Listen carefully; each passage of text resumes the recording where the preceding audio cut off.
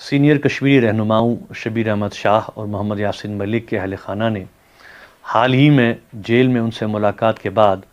ان کی نازک حالت کے بارے میں تشویشناک معلومات فراہم کی ہیں۔ شاہ صاحب کی اہلیہ نے اپنے خط میں مجھے بتایا کہ ان کی بیٹی نے ان سے ملاقات کی اور یہ دیکھا کہ شاہ صاحب کی صحت جو ہے وہ تیزی سے خراب ہو رہی ہے۔ وہ کئی پیچیدہ بیماریوں میں مبتلا ہیں اور انہیں نہ تو مناسب علاج میسر کیا جا رہا ہے اور ہسپتال لے جانے میں بھی جو ہے جیل انتظامیہ جو ہے وہ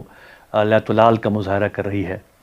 ان کے اہل خانہ نے انسانی ہمدردی کی بنیاد پر مطالبہ کیا ہے کہ انہیں گھر میں ہی نظر بند رکھا جائے تاکہ ان کی دیکھ بھال ممکن ہو سکے۔ میں اس اپیل کی مکمل تائید کرتا ہوں اور مرکزی حکومت سے یہ اپیل کرنا چاہتا ہوں کہ وہ شاہ صاحب کے اہل خانہ کی اپیل پر عمل کرے تاکہ ان کی زندگی کو جو ہے وہ بچایا جا سکے۔ اسی طرح سے محمد یاسین ملک کی والدہ اور ہمشیرہ نے بھی حال ہی میں ان سے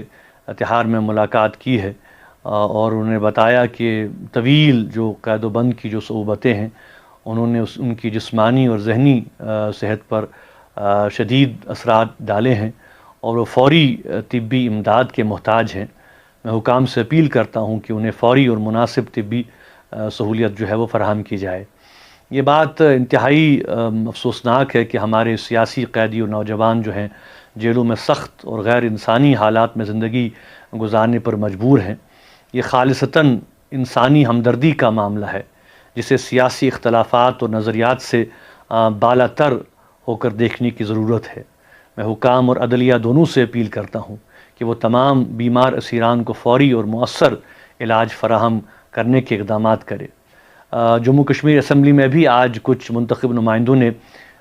اس مسئلے پر بات کی ہے، لیکن ضرورت اس بات کی ہے کہ اس انسانی مسئلے پر تمام جماعتیں جو ہیں وہ متحد ہو کر جو ہے وہ آواز بلند کریں اور حکمران جماعت کی بھی یہ ذمہ داری بنتی ہے کہ وہ کشمیری قیدیوں کی رہائی اور ریلیف کے لیے جو عملی اقدامات اٹھانے کے حوالے سے کوئی نہ کوئی عمل شروع کرے۔